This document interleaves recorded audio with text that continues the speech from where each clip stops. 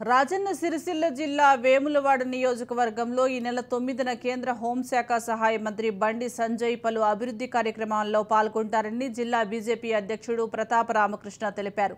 ఈ సందర్భంగా కాంగ్రెస్ అధికారంలోకి వచ్చి 6 నెలలు గడుస్తున్నా ఇచ్చిన హామీలు నెరవేర్చలేదని, ఎమ్మెల్యేలకు ఇచ్చే ఫండ్స్ కూడా ప్రతిపక్ష ఎమ్మెల్యేల ప్రాంతాలకు ఇవ్వడం లేదని విమర్శించారు. గతంలో కేసీఆర్ చేసిన తప్పులనే కాంగ్రెస్ వారు చేస్తున్నారని, వారు కూడా అదే బాటలో వెళ్తున్నారని ఎద్దేవా చేశారు. కాంగ్రెస్ పార్టీ వైఖరిని ప్రజలందరూ గమనిస్తున్నారని, ఎన్నికల్లో బీఆర్ఎస్ కంటే ఎక్కువగా హామీలు ఇచ్చి గెలుపొందారని మండిపడ్డారు. ఎన్నికల హామీలపై ఏం మాట్లాడకుండా కేవలం ప్రతిపక్ష ఎమ్మెల్యేలను పార్టీలోకి చేర్చుకునే కార్యక్రమం చేపడుతున్నారని విమర్శలు గుప్పించారు. మరి కేసీఆర్ చేసిన తప్పులే పొరబట్టే కాంగ్రెస్ పార్టీ కూడా చేస్తూ ఉంది. ప్రతిపక్షం లేకుండా చేస్తానే కేసీఆర్ ఏ రకంగా ఒక రాచరిక వ్యవస్థ నడిపిండో ఇప్పుడు కాంగ్రెస్ పార్టీ అదే బాటలో పోతూ ఉంది. మరి ప్రజలు కూడా దీన్ని బాగా సీరియస్గా గమనిస్తూ ఉన్నారు కనుక అప్రజాస్వామికంగా నియంత్రణ ధోరణితో భారతదేశంలో రాజకీయ పార్టీ నడపడం సాధ్యం కాదు కాంగ్రెస్కు.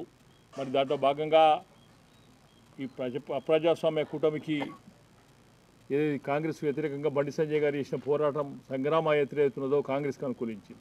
కరీంనగర్ పార్లమెంటు ప్రజలు 4వసారి భారతీయ జనతా పార్టీకి అధికారం ఇచ్చిండ్రు. అది చాలా పెద్ద విషయం.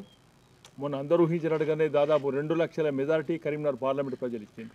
ప్రత్యేకంగా ఈ నియోజకవర్గం వివరాలు తీసుకున్నట్టయితే 47 మెజారిటీ. ఎవరు ఊహించిన విధంగా సిరిసిల్ల అసెంబ్లీ తీసుకున్నట్టయితే దాదాపు 10,000 మెజారిటీ.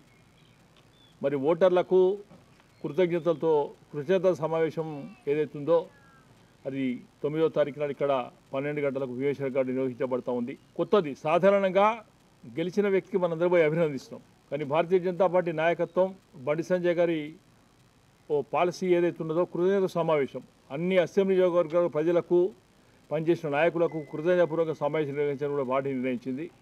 దాంట్లో భాగంగా మొట్టమొదటి సమావేశం 9 నాడు ఇక్కడ జరుగుతుంది కనుక దయచేసి కులాలకు అతీతంగా అందరం కూడా ఈ కృతజ్ఞత సమావేశానికి రావాలని కూడా మేము ఆహ్వానిస్తూ ఉన్నాం కనుక